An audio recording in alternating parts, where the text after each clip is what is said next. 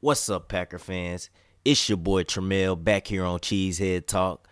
I've been gone way too long.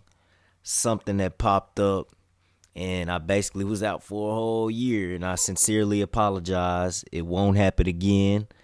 I'm back, dropping videos consistently now. So today in this video, we're going to recap the Green Bay Packers free agency in 2019. Well, first, they let a few free agents go. Some Packer veterans that have been there for years. Starting first with Clay Matthews.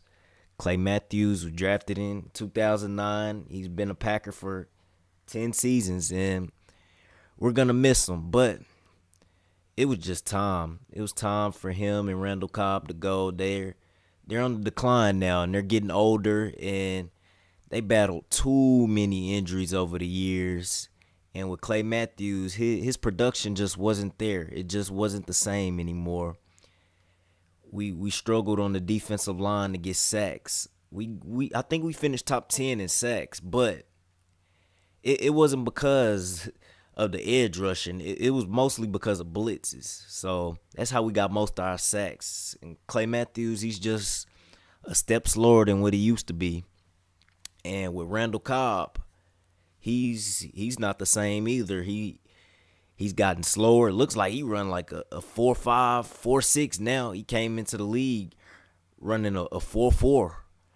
He's not the same anymore, and he also battled injuries over the last few years. He can't ever stay healthy, and his production just isn't the same. His numbers aren't the same anymore.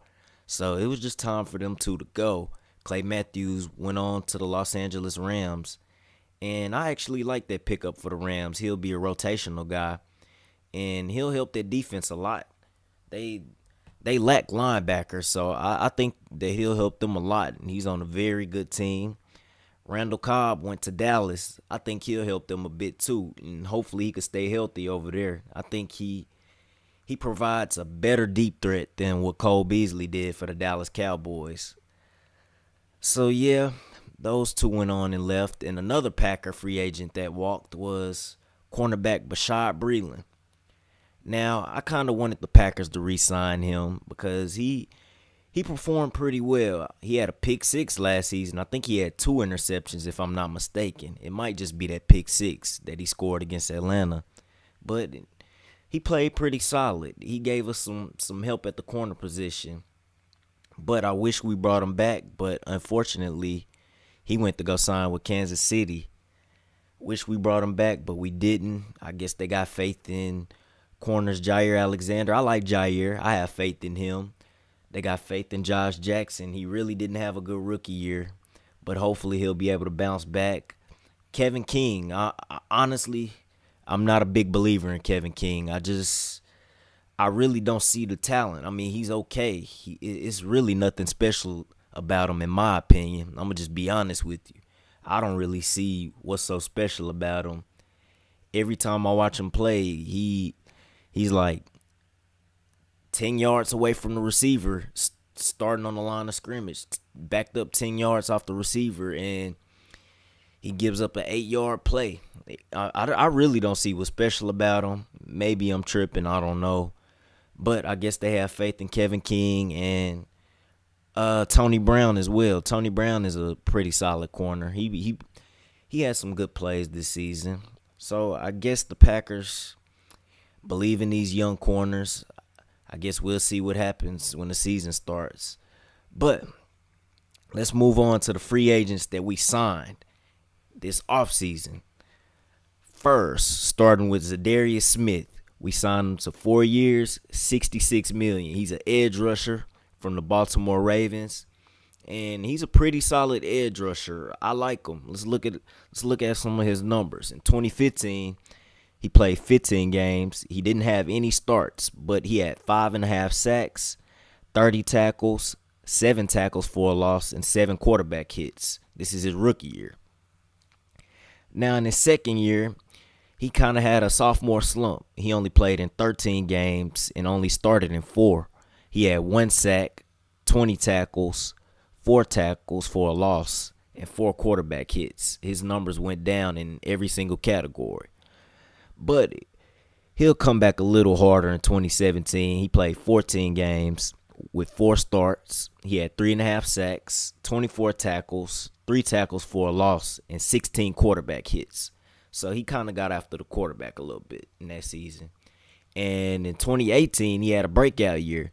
He played in all 16 games. He had 8 starts, 8.5 sacks, 45 tackles, 10 tackles for a loss, and 25 quarterback hits. Now that's a pass rusher right there. And he was a rotational guy with those stats. So he had a pretty good year in 2018. And he's really going to help this Green Bay Packers team a lot getting after the quarterback, because that's something we struggle with. I really believe that was our biggest hole, was an edge rusher going into the free agency, because last season we couldn't touch a quarterback. We couldn't breathe on anybody. Like I said, most of our sacks came off of blitzes. We didn't have any edge rush presence. Our leading sacker was Kyler Fackrell, and he was a rotational guy. So yeah, we definitely needed some help in that area. And Kyler Fackrell actually had a 3.5 sack game against the Seahawks, and then he had another game where he had 3 sacks. So he really just had 2 huge games where all his sacks came from. But moving on to the next free agent signing, we have Preston Smith. We signed him for 4 years, $52 million. He also came into the league in 2015. Let's look at some of his stats. 2015, his rookie year, he played 16 games, 2 starts. He had 8 sacks, 30 tackles, 6 tackles for a loss, 10 quarterback hits, and 3 forced fumbles. Now, in his second year, he also had a sophomore slump. If you look at sacks, he had 4.5 sacks in 16 games and 16 starts, 39 tackles, 8 tackles for a loss, and 12 quarterback hits. I wouldn't really say he had a sophomore slump, but the numbers dipped down in his sophomore year sack-wise. But everything else improved in every other category. And in 2017, he would have a big year. He played in all 16 games. He had 16 starts. And he had 8 sacks, 42 tackles, 10 tackles for a loss, and 21 quarterback hits. So his quarterback hits went up by a big number. He went up in every single category from the 2016 season. And his last season in Washington, in 2018, he played 16 games, all 16 starts, 4 sacks, 53 tackles, 5 tackles for a loss, and 16 quarterback hits. So he kind of had a down year. It's like every year, one year he'll have 8 sacks, then the next year he'll have 4, then the next year he'll have 8, then again he'll have 4. So looks like he might have a 8 sack year this year for the Green Bay Packers. Let's see. But with Preston Smith, he also gives us a presence at the edge as well. Something we needed desperately. He's better than Nick Perry. He's better than Clay Matthews right now. And I really think this is a big improvement. He gets to the quarterback a lot. He might not sack the quarterback a lot, but he puts some pressure on the quarterback, which helps a lot. And I think that'll change some things for us. Now, moving on to the second biggest hole, in my opinion, on this roster, which was safety. Oh, my goodness. Safety was pretty bad. You could probably say it was number 1, because that's how bad safety play was for us.